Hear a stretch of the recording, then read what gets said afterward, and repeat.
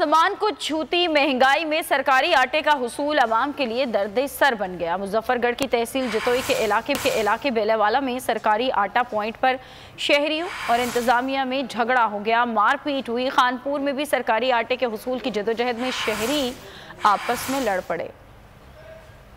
महंगा आटा खरीद नहीं सकते, सस्ता आटा मिलता नहीं। सस्ते आटे का हुसूल शहरियों के लिए वबाले जान बन गया। मुजफ्फरगढ़ की तहसील जतोई में घंटों कतार में लगने के बावजूद आटा ना मिलने पर शहरी लड़ पड़े, एक दूसरे पर लातें, घूसे और मुक्के बरसा दिए। कानपुर में भी शहरियों ने एक दूसरे पर थप्पड़ों और मुक्कों की बारिश कर दी। लोगों का कहना है हुकूमत दावों के बजाय सस्ते आटे की फरहमी यकीनी बनाए। 2022 बहुत सारे तोहफे भी देखे गया पाकिस्तान की आवाम को। पाकिस्तान की आवाम को एक तोहफा ये दिया कि आवाम को पता चल गया कि पाकिस्तान का मीडिया क्या है। साल 2022 में सबसे ज्यादा देखे जाने वाला चैनल बोल न्यूज रहा नंबर 1। हमने बहुत सारे शोज और ट्रांसमिशंस की, पूरा साल मुसलसल जदोजहद में निकल गया कि ये वोट ऑफ कॉन्फिडेंस के पीछे कौन लोग थे।